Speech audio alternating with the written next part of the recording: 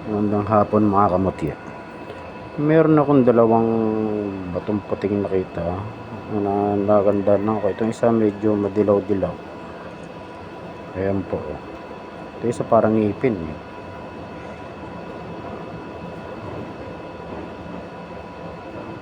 Parang ngipin itong isa. Itong isa naman parang madilaw-dilaw ang kulay.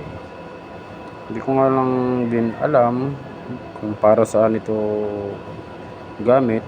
Pero para matesting natin kung matiya ito, kailangan subukan natin sa suka. Yun kasi ang sabi nila ng mga mag-aanting din na para malaman kung ang bato ay matiya, kailangan subukin sa suka. Kaya ito'y siguro kailangan masubukan nga. Ngayon ito guys, ito yung suka. Yan, kumuha na ako ng suka para matesting ito. Unahin ko itong kulay dilaw. Kapag bumubulado sa suka, ayan ay maaaring legit na mutya, tunay, kumbaga. Ito na po.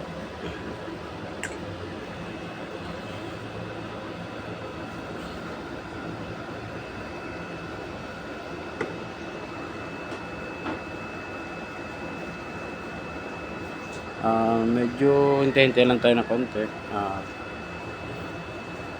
Ayun, bumubula-bula na po.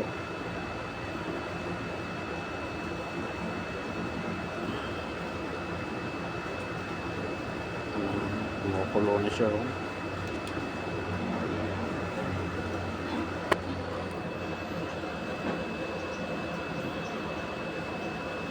Kumukulo na siya yung kulay dilaw.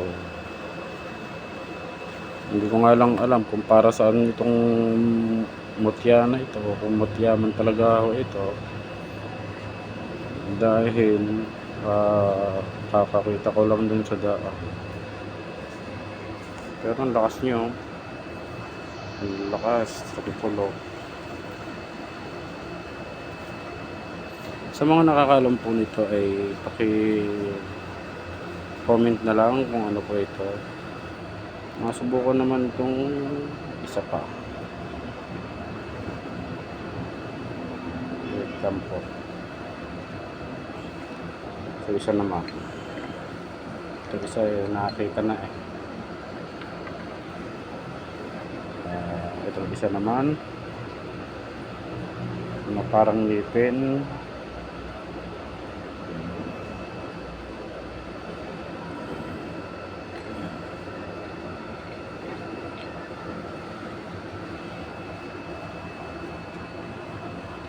Yun, ang lakas din yung bigla, ang bilis, mas mabilis yata itong parang kumulo agad. Ang lalaki pa ng bula niya. So kung ganun ay malamang mutya nga po ito. Hindi ko nga lang alam kung para saan gamit. Sa mga nakakaalam po ay paki-comment na lang. Isang puti at isang kulay dilaw na bato.